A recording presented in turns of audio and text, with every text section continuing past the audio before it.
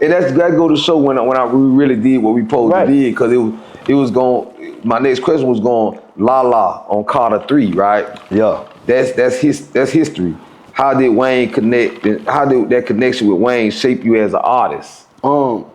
Wayne, all right, the work ethic, I already had like a sharp work ethic from Ross, Jackie O, Cognito, POD, you know what I'm saying, rest his soul. So I always had like, you had to write fast, because you know back then them niggas was doing 16 bars and only 3 people could get on the record. You know what I'm saying? It ain't like now 5 bitches can get on the record now. But like I said, you got Jackie O writing, you know what I'm saying? You got Cognito writing, then you got Ross writing, you know what I'm saying? But when it came to Lala, when I got with Wayne, I became his best friend, because nobody can work on his level but me. You know what I'm saying? I could write fast. When he wasn't writing, he'll listen to the track and he'll write in his head. When I was taking out real Sharpies and shit, writing down, you know what I'm saying, writing on paper. So when we did I'm in the Hood. That was my track. When the first day I met Wayne, we did I'm in the Hood. So when he was doing his album, we on the road, you know what I'm saying? And I was like one of the only, I think it was me and Kid was like the only 2 rappers on that bitch. You know what I'm saying? Other than the producers and singers or whatever. Right. So yeah, we did the track, and then, all right, it was supposed to be me and Wayne. Then in comes Busta Rhymes. You feel me?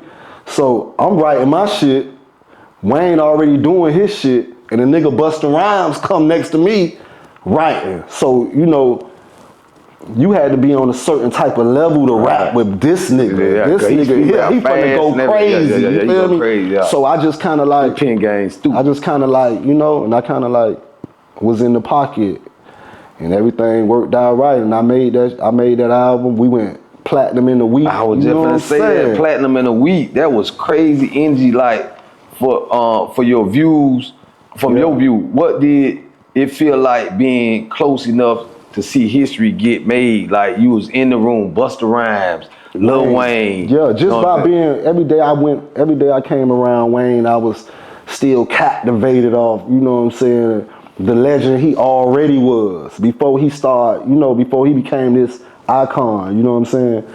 And dog, like, I credit like the Mac Main and all them niggas, like they embraced me and let me in, you know what I'm saying? I felt like I was from Holly Grove or I was from over there.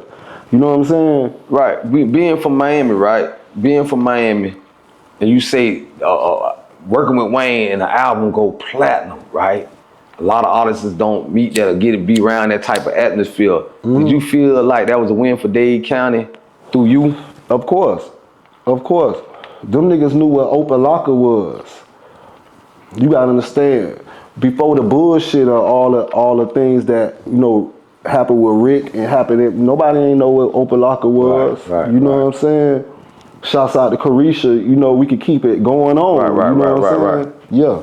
But nobody really knows, so I definitely credited myself and patted myself on the back for bringing like a, you know, some shit home, a platinum album home. You feel what I'm saying? Yeah. Well, in that era right there, what you like being in the game still after all these years? You talking about what, 15, 20 years ago? Yes. Right.